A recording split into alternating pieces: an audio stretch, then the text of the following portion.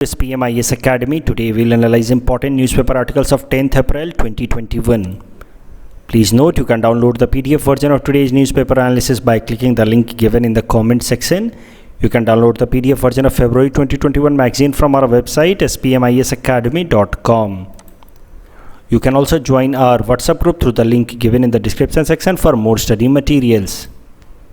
This is the list of the topics that we'll be covering from today's newspaper. And the first article is taken from editorial segment. It is about freedom of navigation operations. And this topic is important from our syllabus paper 3 international relations point of view. इस article को समझने के लिए पहले हमें एक United Nation के convention या लॉ को समझना होगा जिसका नाम है United Nations conventions on laws of sea. ये कन्वेंशन या ये अग्रीमेंट 1982 में साइन किया गया था यूनाइटेड नेशन के अंदर, और इस अग्रीमेंट के हिसाब से ओशन का कितना एरिया को किस कंट्री को बिलोंग करेगा वो डिटरमाइन किया गया है। तो इस कन्वेंशन के हिसाब से जो भी जिस भी कंट्री का बेस लाइन है, मान लीजिए ये टेरिटरी है या लैंड है किसी भी कंट्री का, उससे 12 नॉटिकल माइल्स तक की दूरी तक का जो एरिया होगा that will be known as territorial sea. मतलब ये जो एरिया होगा, ये मान लीजिए इंडिया का कोस्ट है, तमिलनाडु कोस्ट या कर्नाटका कोस्ट, तो उससे 12 नॉटिकल माइल्स तक, nautical miles is somewhere close to 1.15 miles on land. तो ये ओशन के अंदर डिस्टेंस को मेजर करने के लिए नॉटिकल माइल्स का इस्तेमाल किया जाता है। तो बेस लाइन से 12 नॉटिकल माइल्स तक के एरिया को कहा जाएगा टेरिटोरियल सी। बेस लाइन से 24 नॉटिकल माइल्स तक का एरिया कहा जाएगा कॉन्टिगुअस जोन, और बेस लाइन से 200 नॉटिकल माइल्स तक का एरिया कहा जाएगा exclusive economic zone.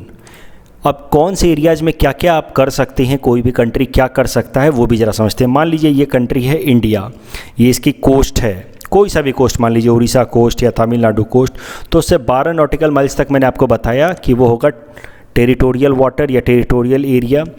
12 nautical miles तक ये जो पूरा का पूरा एरिया होगा, this will be as good as the territory of the country. मतलब यहाँ पे सब कुछ इंडिया को बिलोंग करेगा या उस कंट्री को बिलोंग करेगा जिसका ये कोस्ट है। मतलब सी बेड, उसके अलावा the water as well as the air space, everything, इसके ऊपर का एयर, यहाँ पे जो भी फ्लाइट चलनी है उसको परमिशन लेना होगा पहले इस सरकार से जिसकी ये लैंड है।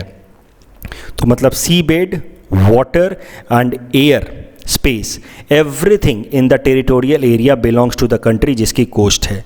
फिर ये 12 नॉटिकल माइल्स तक, 24 नॉटिकल माइल्स तक, 12 नॉटिकल माइल से 24 नॉटिकल माइल्स तक कहा जाता है कॉन्टिगुअस जोन। ये जो कॉन्टिगुअस जोन होता है इसके बारे में पहले समझते हैं। ये contiguous zone is a jurisdiction of A state on ocean surface. तो ओशन सरफेस उस स्टेट को बिलोंग करेगा, उस कंट्री को बिलोंग करेगा जिसका ये लैंड है, वही यहाँ का जो भी रिसोर्सेज वगैरह है वो एक्सट्रैक्ट कर सकता है।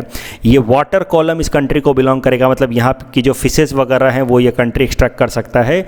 लेकिन ये जो एयर स्पेस है ये इस कंट्री को बिलोंग नहीं करेगा। मतलब यहाँ से अगर कोई फ्लाइट जानी है इसके ऊपर से तो उसको इस कंट्री से परमिशन लेने की ज़रूरत नहीं है।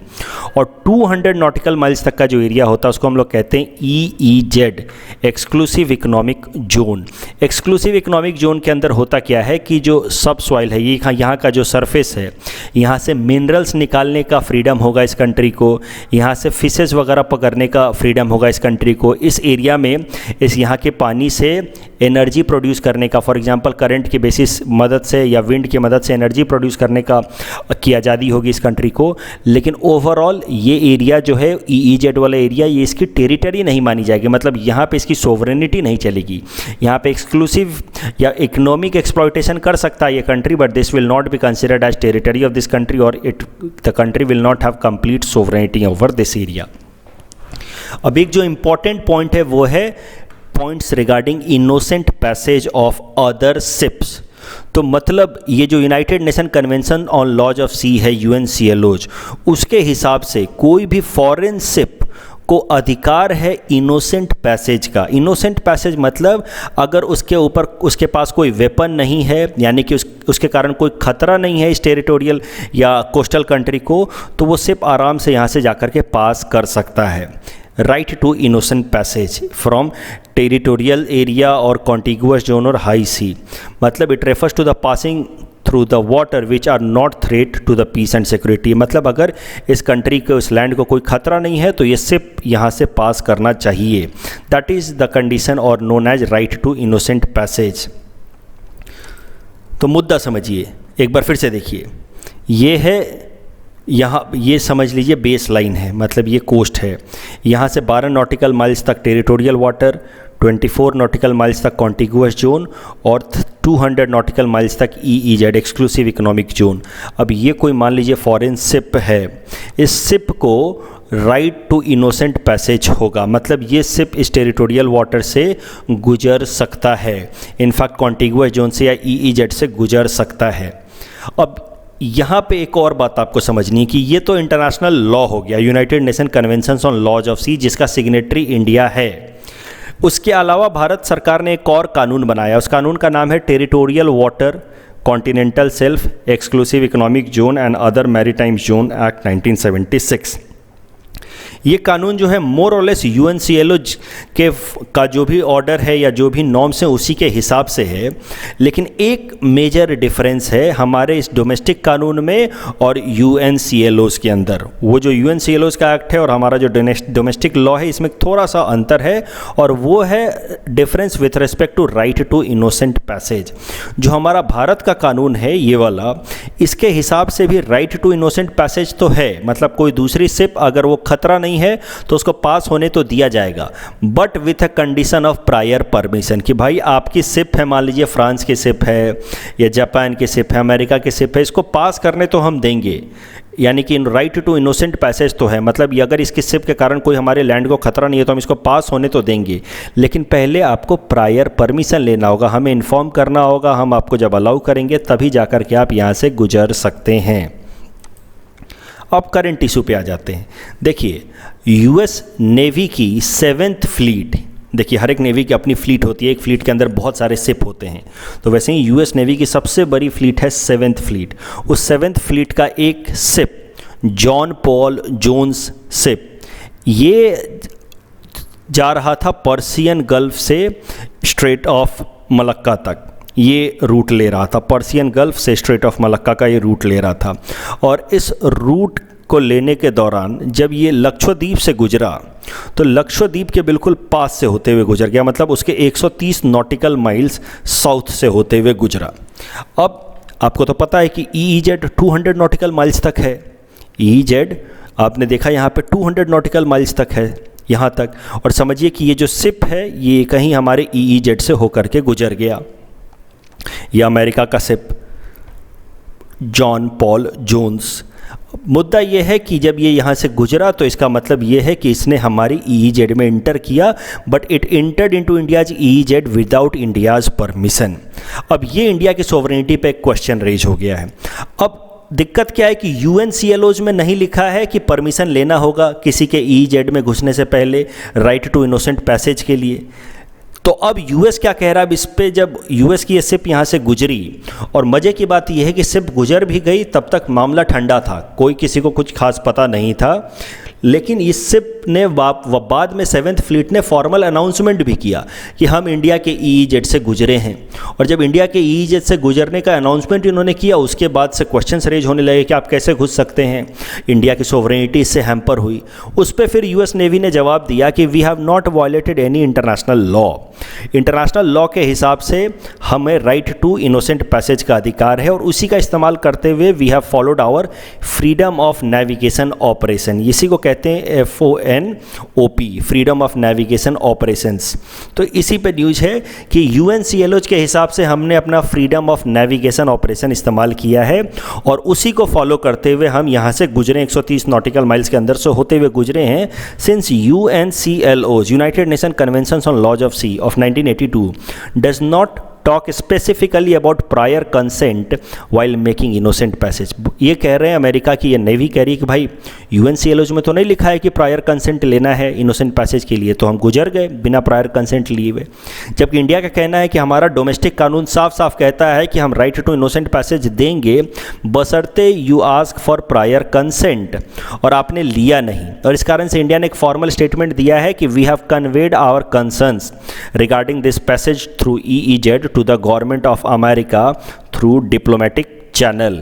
अब आगे देखते हैं अमेरिका की तरफ से क्या रिस्पॉन्स आता है, आगे इंडिया इस पर क्या एक्शंस लेता है। आने वाले टाइम में इससे रिलेटेड और भी कुछ आर्टिकल्स हम कवर करेंगे। The next article is taken from environment segment. It is about impact of climate change on biodiversity. This topic is important from our syllabus paper for environment point of view. तो current news देखते हैं। तो देखिए, एक बहुत ही reputed journal है environment के field में, जिस जर्नल का नाम है बायोलॉजिकल कंजर्वेशन, और इस जर्नल के अंदर एक रिपोर्ट पब्लिश हुई है। और इस रिपोर्ट के हिसाब से अगर इसी तरीके से हम ग्रीन हाउस गैस का इमिशन करते रहे तो ज़्यादातर जो इंडेमिक फ्लोराज या फौनाज हैं, जो इंडेमिक स्पीसीज़ हैं जानवरों के या प्लांट्स के, वो ख़त्म हो जाएंगे। तो इस रिपोर्ट के हिसाब से कहा जा रहा है कि जिस रफ्तार से हम इमिशन कर रहे हैं उस रफ्तार से हमारे अर्थ का एवरेज टेम्परेचर 3 डिग्री सेल्सियस से ज़्यादा हो जाएगा बाय 2100 बाई और with respect to pre industrial level. तो प्री इंडस्ट्रियल लेवल माना जाता है लगभग 1870 के आसपास का। उस टाइम तक इंडस्ट्रियल डेवलपमेंट हुए नहीं थे। तो उस टाइम से जो हमने ग्रीन हाउस गैसेस का इमिशन करना शुरू किया है, तो धीरे धीरे इमिशन के कारण जो उस टाइम में एवरेज टेम्परेचर था पूरी दुनिया के, यानी कि 1870 में जो एवरेज टेम्परेचर था पूरी दुनिया का, उससे लगभग 3 डिग्री सेल्सियस ज़्यादा टेम्परेचर हो जाएगा बाई 2100। और इससे पूरी दुनिया भर में भयंकर कैटेस्ट्रॉफी आ सकती है। होगा क्या कि अगर इस तरह का हो गया, जिस तरह से हम गैसेज इमिट कर रहे हैं, ग्रीन हाउस गैसेज इमिट कर रहे हैं, तो 3 डिग्री सेल्सियस से ज़्यादा टेम्परेचर बढ़ जाएगा। और उससे फिर 1/3 of the endemic species living on the land, मतलब धरती पर रहने वाले 1/3 स्पीसीज खत्म हो जाएंगे। Half species living in the sea, मतलब जितने भी स्पीसीज हैं उनके कम से कम हाफ सी में रहने वाले ख़त्म हो जाएंगे। इनफैक्ट माउंटेन्स में रहने वाले तो 84% तक एंडेमिक एनिमल्स ख़त्म हो जाएंगे। और छोटे छोटे आइलैंड्स तो लगभग पूरी तरह से ख़त्म हो जाएंगे क्योंकि वो डूब जाएंगे। तो 100% एक्सटिंक्शन होगा छोटे छोटे आइलैंड्स का। इस फिगर की मदद से समझिए, प्री इंडस्ट्रियल लेवल पे मान लीजिए कि जो भी हमारा एवरेज टेम्परेचर था उससे अभी तक हमने 2020 मार्च तक हमने 1.16 डिग्री सेल्सियस टेम्परेचर ज़्यादा बढ़ा दिया है एवरेज टेम्परेचर।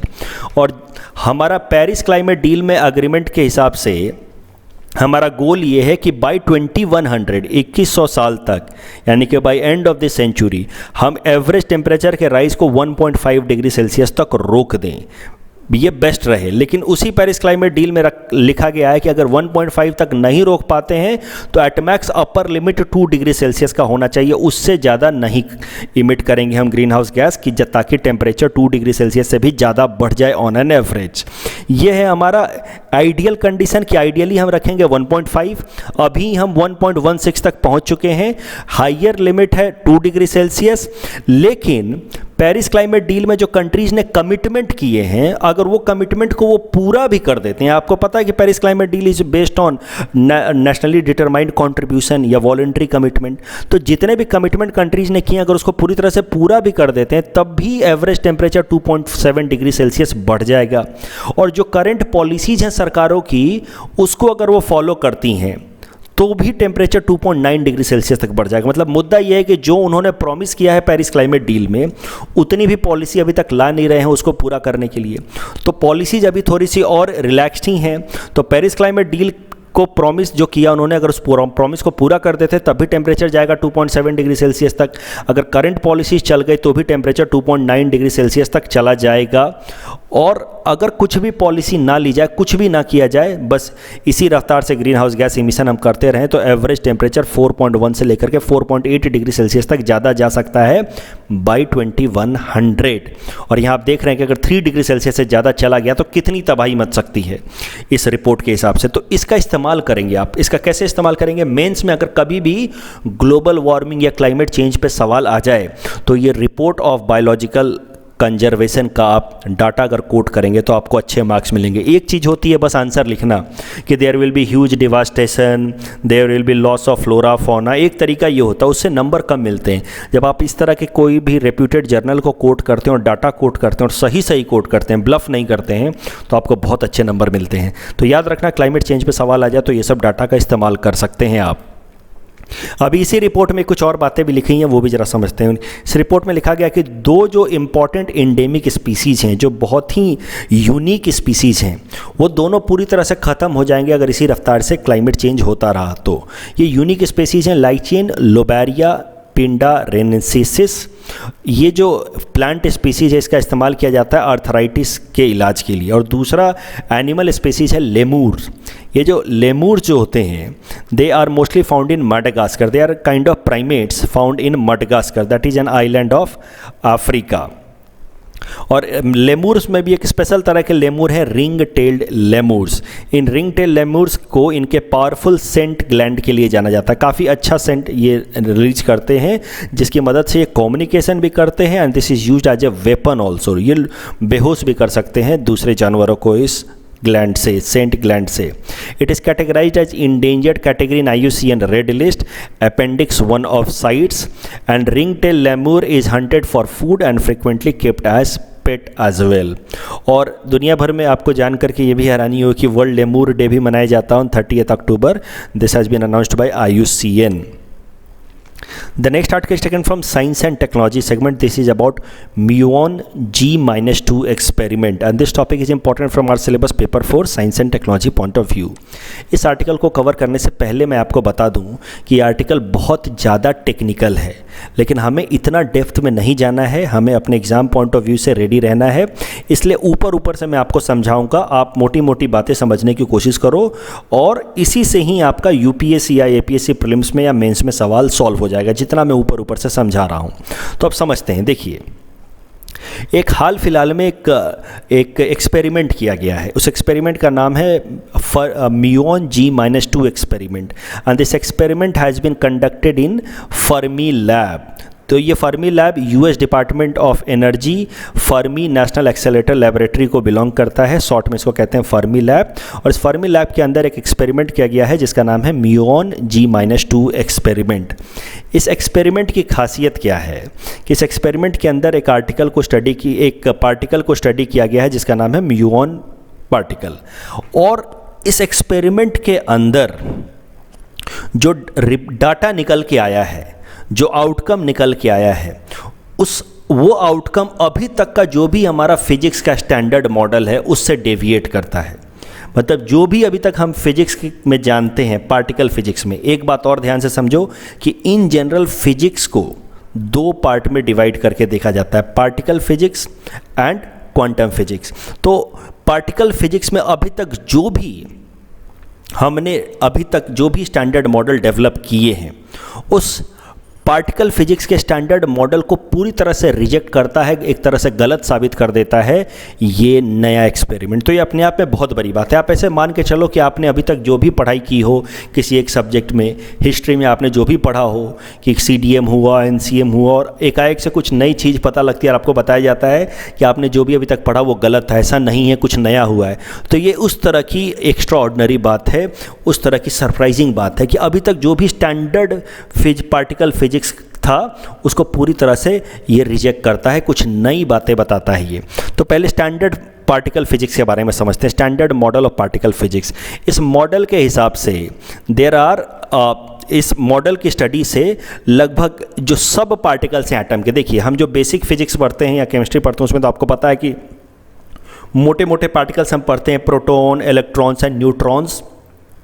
लेकिन इन प्रोटॉन, इलेक्ट्रॉन, न्यूट्रॉन्स के अलावा भी छोटे छोटे पार्टिकल्स होते हैं जिनको हम कहते हैं सब पार्टिकल्स या एलिमेंट्री पार्टिकल्स। वो एलिमेंट्री पार्टिकल्स को ढूंढ करके निकाला है standard model of particle physics ने। और उसके अलावा इस standard model of particle physics ने दुनिया भर में, पूरी यूनिवर्स में जो फंडामेंटल फोर्सेज होते हैं, 4 तरह के फंडामेंटल फोर्सेज होते हैं, उनमें से 3 फंडामेंटल फोर्सेज को तो इसी standard model of particle physics ने ढूंढ करके निकाला है। वो 3 है electromagnetic forces, weak interaction forces and strong interaction forces. तो फिर से समझिए, पूरे दुनिया भर में या पूरे यूनिवर्स में 4 फंडामेंटल फोर्सेज हैं। 4 फंडामेंटल फोर्सेज हैं, electromagnetic, weak interaction, strong interaction and gravity forces. इन 4 में से 3 फोर्सेस इस standard model of particle physics से ढूंढ करके निकाले गए हैं।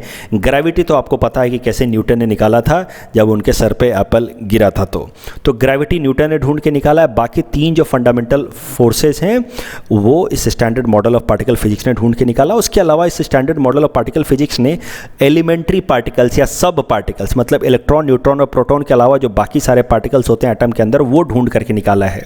वो सब पार्टिकल्स जैसे कि क्वार्क्स, लेप्टॉन्स, बोसॉन्स ढूंढ करके निकाला है। और जो म्यून्स जिनकी स्टडी की जा रही है, this is one of the 6 leptons. तो लेप्टॉन्स एक तरह का पार्टिकल है, सब पार्टिकल है या एलिमेंट्री पार्टिकल, उसमें ये 6 तरह के लेप्टॉन होते हैं, उसमें से एक लेप्टॉन है म्यून, जिसको स्टडी किया गया है इस एक्सपेरिमेंट के अंदर। अब मज़े की बात ये है कि 2001 में एक एक्सपेरिमेंट किया गया था, उस एक्सपेरिमेंट का नाम था ब्रुक हैवन एक्सपेरिमेंट। और उस ब्रुक हैवन एक्सपेरिमेंट के भी जो आउटकम थे, that challenge standard model of particle physics. और अब 20 साल बाद ये जो फर्मी लैब एक्सपेरिमेंट हुआ है, इसके मदद से वापस से ये ब्रुक हैवन एक्सपेरिमेंट के आउटकम को रीस्टैब्लिश किया जा रहा है और जो standard model of particle physics है उसको वापस से चैलेंज किया जा रहा है। तो 20 साल पहले भी एक एक्सपेरिमेंट हो गया था जिसके बेसिस पे प्रूव किया गया था कि standard model of particle physics में कुछ डिस्क्रिपेंसीज हैं, कुछ गलतियां हैं। वो जो टेस्ट 20 साल पहले हुआ था ब्रुक हैवन, उसी टेस्ट को रिकन्फर्म किया है इस फर्मी लैब ने, उस टेस्ट के आउटकम को रिकन्फर्म किया इस फर्मी लैब ने। तो इस फर्मी लैब में क्या मेजर किया गया है वो जरा समझते हैं। What has been measured? तो this Fermi lab experiment has measured G minus factor. तो G माइनस फैक्टर क्या है वो समझने के लिए एक बार फिर से म्यून्स को समझते हैं। म्यून्स मैंने आपको बताया कि एक तरह के लेप्टॉन्स होते हैं, आउट ऑफ 6 लेप्टॉन्स एक लेप्टॉन होता है muon. These are like electrons, negatively charge but having 200 times larger mass and they decay within few milliseconds. तो जल्दी जल्दी डिके होते रहते हैं, ख़त्म हो जाते हैं। लेकिन अगर इनको मैग्नेट के प्रेजेंस में रख दिया जाए तो इनका डिके स्लो डाउन हो जाता है, थोड़ा धीरे धीरे डिके होते हैं। उसके अलावा अगर इनको मैग्नेट के प्रेजेंस में रख दिया जाए तो ये स्पिन करने लगते हैं, जिसको हम लोग कहते हैं वुबलिंग ऑफ द म्यून्स, मतलब घूमने लगते हैं। मैग्नेट के प्रेजेंस में रख दिया जाए तो ऐसे ऐसे घूमने लगते हैं और जिस रफ्तार से ये वुबल करते हैं उसी को हम तो कहते हैं G माइनस फैक्टर। तो म्यून्स जिस रेट से घूमने लगते हैं इन प्रेजेंस ऑफ मैग्नेट, उसको हम लोग कहते हैं G माइनस फैक्टर। और यही मेजर किया गया इस एक्सपेरिमेंट में, G माइनस फैक्टर मतलब किस रफ्तार से ये वुबल करता है इन प्रेजेंस ऑफ मैग्नेट। और ये मेजर करके निकाला गया है 2, मतलब ये लगभग 2 रफ्तार से वुबल करता है, स्पिन करता है इन प्रेजेंस ऑफ मैग्नेट। और इसी कारण से इस एक्सपेरिमेंट का आउटकम का नाम दिया गया म्यून G-2, क्योंकि ये जो -2 है इट रिप्रेजेंट्स स्पिनिंग और wobbling of the muon in presence of magnetic field.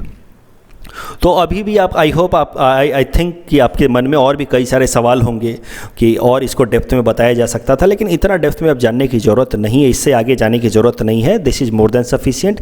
कोई भी सवाल इस टॉपिक पे आएगा तो आप इसको सॉल्व कर लेंगे। इस टॉपिक के बेसिस पे हमने आपको ये प्रैक्टिस क्वेश्चन दे रखा है। You can attempt this question and you can submit the answer in the comment section. The next article is taken from most probable prelims topics of UPSC 2021. Today I'll cover topic number 41 to 45. Topic number 41 is about Archaeological Survey of India. It is an Indian government agency attached to the Ministry of Culture that is responsible for archaeological research and the conservation and preservation of cultural monuments in the country. It was founded in 1861 by Alexander Cunningham, who was also the first Director General of Archaeological Survey of India. Please attempt this question based on topic number 41. Topic number 42 is about Economic and Social Council. It is responsible for follow-up of all major United Nations conferences and summit. United Nations Charter established Economic and Social Council in 1945 as one of the 6 major organ of United Nations. ECOSOC, जिसको short में Economic Social Council को ECOSOC कहते हैं, as 54 member governments which are elected for 3-year terms by the General Assembly. Seats on the council are allotted based on geographical representation with 14 allocations to African states, 11 to Asian states, 6 to Eastern European states, 10 to Latin American and Caribbean states and 13 to Western European states and others. पूरा याद रखने की जरूरत है, but इतना याद रखो कि इनके 54 मेंबर कंट्रीज होते हैं।